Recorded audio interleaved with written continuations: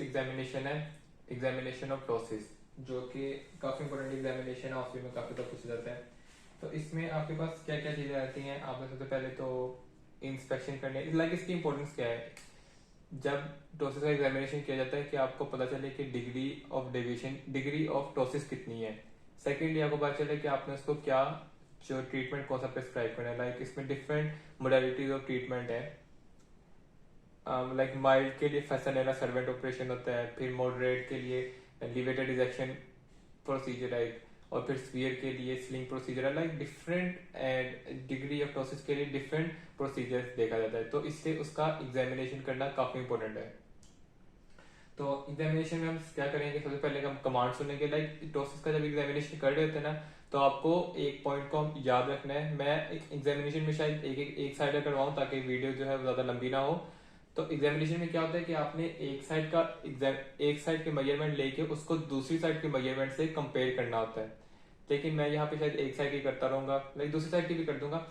तो इसमें क्या होगा कि आपने दोनों तरफ की मेजरमेंट लेके उनको कंपेयर करना है। ठीक है, कमांड ली, अब उसके बाद कॉन्सेंट लेंगे। अस्सलाम वालेकुम, मेरा नाम है डॉक्टर सामिश फाक। मैं आपकी आंख का मुआयना करना चाहता हूँ ताकि अगर कोई बीमारी हो तो उसकी तशखीस करने में आसानी मिल सके। उम्मीद है आप ताउन करेंगे। दौरान मुआयना अगर आपको किसी भी किस्म की तकलीफ हो तो आप मुझे बता सकते हैं। ठीक है, तो इस तरह आपने कॉन्सेंट ले लिया, उसके बाद आप स्टार्ट करोगे। सबसे पहले इंस्पेक्शन में आप क्या देखोगे?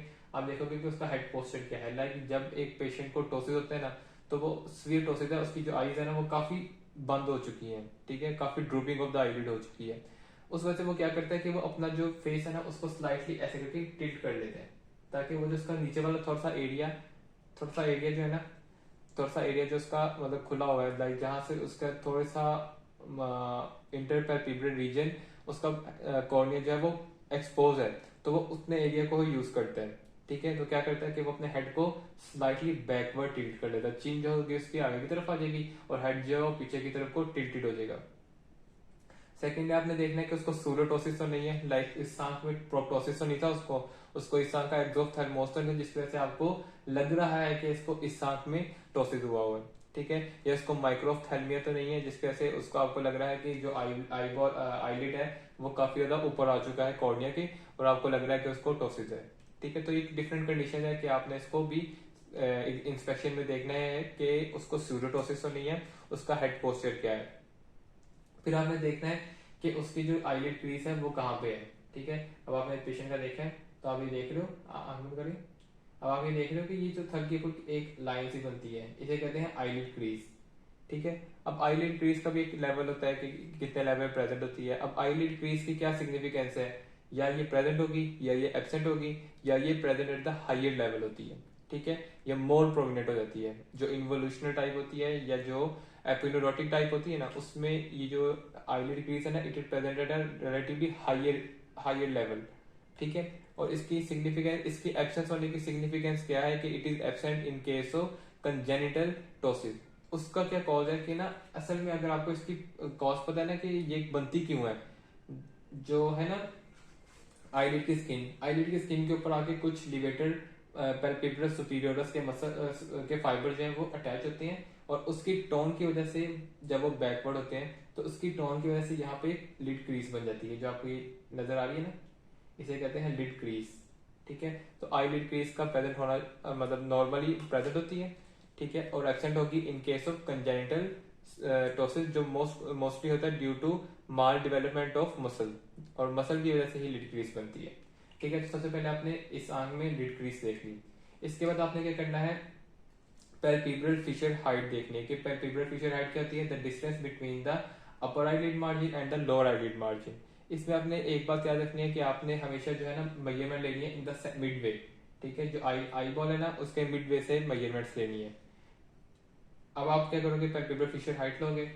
अब उसमें क्या करते हैं, आंखें खोलें, सामने देखें, पेशेंट को सामने दिखाना, जो प्राइमरी पोजीशन ऑफ गेज है उसमें ये सारे टेस्ट जो है वो प्राइमरी पोजीशन ऑफ गेज में होंगे। ठीक है, अब आपने जो ऊपर अपर आईलिड है ना उसके लेवल पे आपने 0 रख लिया है। ठीक है, और दूसरा जो है नीचे वाला आईलिड देखना है कितना डिस्टेंस है। तो इस वक्त मेरे पास जो रीडिंग आ रही है वो आ रही है अबाउट 12 मिलीमीटर, और ये नॉर्मली भी 10 to 14 या 10 to 12 मिलीमीटर इसकी नॉर्मल एज होती है डिपेंडिंग ऑन द एज। ठीक है। तो पैल्पेब्रल फिशर हाइट क्या है कि the distance between the upper eyelid, ठीक है, आपने ऐसे स्केल रखा 0 के लेवल पे, और अपर आईलिड और लोअर आईलिड के दरमियान जो डिस्टेंस है उसको मेजर किया in the mid way of the eye ball, तो इसे कहते हैं पैल्पेब्रल फिशर हाइट, ठीक है। फिर दूसरी आईलिड में भी किया, सामने देखें प्राइमरी पोजीशन ऑफ गेज, ठीक है, आपने इसको 15 से लेके 14 से थोड़ा सा नीचे, मतलब ये भी तकरीबन कितना बन गया 15 मिलीमीटर बन गया, 12 मिलीमीटर बना, तो 12 millimetre is the normal value. अगले टेस्ट आ जाते हैं हमारे पास मार्जिनल रिफ्लेक्स डिस्टेंस। ये अकेला एज इट इज भी पॉइंट आ जाता होता है कि क्योंकि आपके पास एग्जामिनेशन में बहुत 4 to 5 मिनट्स होते हैं, तो इसलिए आपको पूरा टॉसिस का एग्जामिनेशन नहीं है, तो टॉसिस में से कोई पार्ट आ सकता है, तो marginal reflex distance is most important of them. तो मार्जिनल रिफ्लेक्स डिस्टेंस के लिए क्या करना होता है, आपने एक तरफ उसका कॉर्नियल रिफ्लेक्स लेके आना है, ये जो पेन टॉर्च है इससे कॉर्नियल रिफ्लेक्स लेके आना है, और दूसरे हाथ से रूलर से मेजरमेंट करनी है। तो कैसे करोगे आप, पेन टॉर्च ऑन की डायरेक्टली ऑन द ग्लेबेला, ठीक है, पेशेंट से कहना है सामने देखें, प्राइमरी पोजीशन ऑफ गेज में आ गए पेशेंट, और फिर आपने इस हाथ से रूलर से मेजरमेंट लेनी है। फॉर एग्जांपल मैंने अपर आईलिड के लेवल पे 0 रखा, अभी मैंने डिस्टेंस मेजर किया, what is the distance between the upper eyelid margin and the corneal light reflex. तो इस पेशेंट में आ रहा है 4 मिलीमीटर, और ये नॉर्मली भी 4 to 5 मिलीमीटर इसकी नॉर्मल वैल्यू होती है। सो marginal reflex distance is the distance between the upper eyelid margin and the corneal light reflex, very important point, और नॉर्मली 4 to 5 मिलीमीटर होते हैं, ठीक है। मार्जिनल रिफ्लेक्स डिस्टेंस के बाद इसका क्या आपने चेक करना है, levator function. Levator function is also very important, इसकी बेस पे आप कहते हो कि लिवेटर फंक्शन जो है वो नॉर्मल है, वो गुड है, वो फेयर है, या वो पुअर है, ठीक है। और इसमें आपने जो यहाँ पे होता है ना फ्रंटालिस मसल, उसके फंक्शन को आपने एक्सक्लूड करना होता है, तो वो कैसे करते हो, आपने थंब के हेल्प से, ठीक है। थंब से आप क्या करते हो कि ना उसका जो आईब्रोज होते हैं ना वहां पे प्रेस करते हो, ठीक है, ठीक है, वहां पे प्रेस करोगे फोर्सफुली, और इस फिर आप पेशेंट से कहते हो कि ना आप अपना जो है अपने उसके बाद आप अपनी मेजरमेंट लेते हो, ठीक है।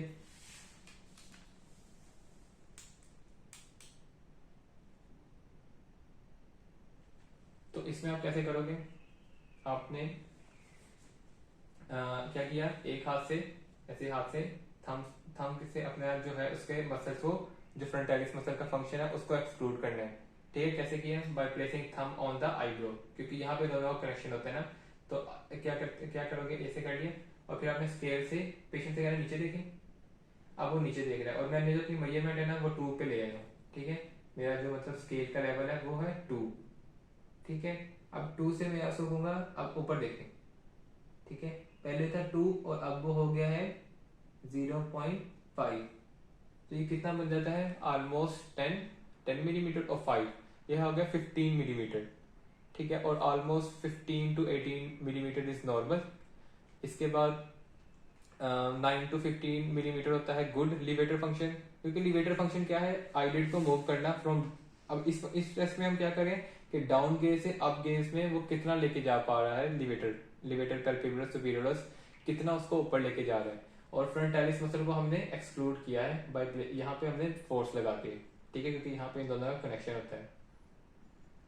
इस तरह आपको बताना है कि कितना फंक्शन है उसका। फिर दूसरे आंख में भी अगर आप करें तो यहाँ पे आपको ज्यादा प्रोमिनेंट नजर आएगा, आपने इस थंब से उसके जो लिवेटर फंक्शन है, लिवेटर जो आईब्रो है उसको प्रेस किया, और इससे आपने देख लिया कि उसका नीचे देखें, ये देखिए यहाँ से आपको नीचे देख रहे हैं तो उसका 2 पे है, ऊपर देखें बिल्कुल ऊपर, ठीक है, और अब वो आ गया है 0.5 पे, तो 2 से 0.5 पे आने के लिए कितने मिलीमीटर हो जाते हैं, 15 मिलीमीटर, तो ये हो गया नॉर्मल वैल्यू। लिवेटर फंक्शन करने के बाद आगे हमने बेल्स फिनोमेना चेक करना होता है। बेल्स फिनोमेना क्या होता है कि आपने पेशेंट को सीधा रखे, आपने ना दोनों थंब से उसके जो है ना आईलिड्स को मतलब होल्ड कर लेना है, ठीक है, और पेशेंट से कहना है कि ना अपनी आंखें बंद करें, ठीक है, आंखें बंद करें। तो अब यहाँ पे अगर आप यहाँ पे देखो, फोकस करें, तो अगर आप यहाँ पे देखो, मैंने इसकी एक आईलिड पकड़ी है, आंखें बंद करें, अब आप यहाँ पे देखोगे अगर तो जब मैं उसको पेशेंट को कहता हूँ कि वो आंख अपनी बंद करे, तो उसकी आपने पोजीशन ऑफ ग्लोब देखनी है। लाइक उसका जो कॉर्निया था, अब मैंने जब उसका बंद किया तो उसका जो कॉर्निया है वो ऊपर की तरफ जाने की कोशिश कर रहा है। तो ये एक हमारा इंट्रिंसिक मैकेनिज्म होता है कि हम ना कॉर्निया को एक्सपोजर से बचाने के लिए जब भी हम आंखें बंद करते हैं तो हमारा कॉर्निया जब वो ऊपर की तरफ को मूव कर जाता है। ठीक है, तो ये इसलिए करवाया जाता है कि लाइक अगर एक पेशेंट को एक सर्जरी करवाई है या उसको टोसिस है तो उसको एक्सपोजर केराटाइटिस होने के चांसेस तो नहीं है। लाइक वो जब आंख बंद करता है तो उसका जो कॉर्निया वो सामने एक्सपोज तो नहीं होता। तो ये सर्जरी से पहले जरूर किया जाता है बेल्स फिनोमिना, कि उसका ग्लोब की जो मूवमेंट है, जो कॉर्निया है वो ऊपर की तरफ चला जाता है ना और अनएक्सपोज हो जाता है ना, otherwise it may leads to exposure keratitis. इसके बाद मार्कस गंजा विंकिंग पीपल, इसको चेक किया जाता है। ये भी एक फीचर है कंजेनिटल टोसिस का। इसमें क्या होता है कि ना जो फाइबर्स होते हैं ना फिफ्थ क्रेनियल नर्व के, वो इंटरमिक्स हो जाते हैं with the third cranial nerve. ठीक है, जो मतलब जिसने ओकुलोमोटर नर्व है जिसने सप्लाई करनी है सुपीरियर पैल्पेब्रल मसल को, लिवेटर पैल्पेब्रल सुपीरियरस को, तो इंटरमिक्स हो जाते हैं। तो इसमें क्या होता है कि जब जो है ना पेशेंट जब वो चूइंग करता है ना तो उसके वो फिफ्थ क्रेनियल नर्व में जो मैंडिबुलर नर्व है वो एक्टिवेट होती है। जब वो मैंडिबुलर नर्व एक्टिवेट होती है तो वो क्योंकि मसल फाइबर जब वो इंटरमिक्स है तो उसकी थर्ड क्रेनियल नर्व भी एक्टिवेट हो जाती है और वो लिवेटर मसल को एक्टिवेट करती है। जब लिवेटर मसल कॉन्ट्रैक्ट होता है तो वो आईलिड मूव करता है। तो अब हम पेशेंट को क्या कहेंगे कि आप ऐसे करें जैसे आप चूइंग कर रहे हैं। ठीक है, उसको कहेंगे चबाने को, चबाएं। ठीक है, जब वो चबाएगा तो क्या होगा कि उसका अगर तो उसका प्यूपिल क्या होगा, लाइक कहने के वो ड्रूप था, ड्रूपिंग ऑफ द आईलिड था। जब वो उसने चबाना शुरू किया तो आईलिड जो था वो ऊपर की तरफ मूव करने लग गया। ठीक है, विद चूइंग। तो इसे कहते हैं मार्कस गंजा विंकिंग प्यूपिल। ठीक है, जॉ की मूवमेंट के साथ प्यूपिल की विंकिंग हो रही है, तो ये इसका नाम ऐसे है। बाकी इस टेस्ट में आपने एक्स्ट्राकुलर मसल मूवमेंट्स को भी चेक करना होता है। उसके लिए आप सिंपल वही 6 कार्डिनल पोजीशन चेक करते हो। आपने इस ऊपर वाले कोने को देखना है अपना सारी लाइन वगैरह।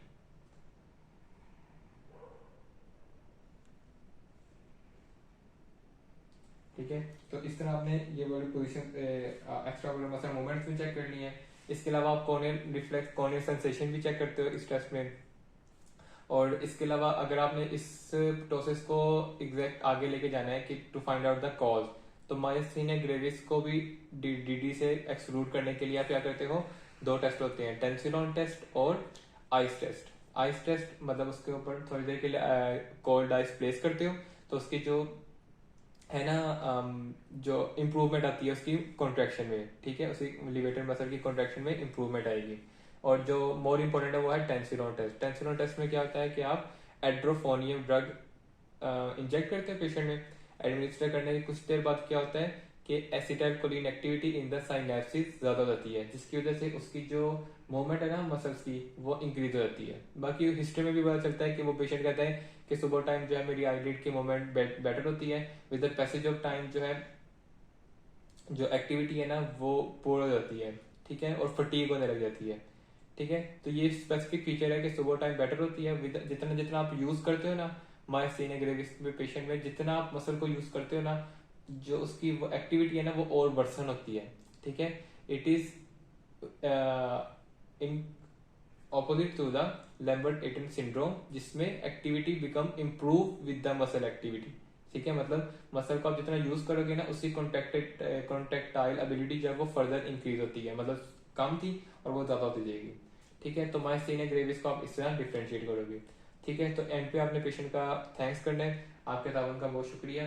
फिर आपने अपना जो पूरा एग्जामिनेशन किया था उसको फ्रेज करना है। लाइक मोस्ट प्रोबेबली आपको पूरा एग्जामिनेशन नहीं आएगा, आपको कोई एक टेस्ट देंगे, आपने वो करके परफॉर्म अपने जो एग्जामिनर है उसको फ्रेज करना है कि on for example on margin reflex distance examination I found that the margin reflex distance of the patient is 4 millimeter, which is normal. ठीक है, या levator function of the patient is 15 millimeter, which is normal. ठीक है, फिर इस तरह which is good या which is poor। तो ये होते हैं एग्जामिनेशन किया जाता है टोसिस का, ताकि आपको डिग्री ऑफ टोसिस पता चल सके, आपको लिवेटर फंक्शन पता चल सके और आप उसका ट्रीटमेंट क्या देना है आप वो भी डिसाइड कर सको।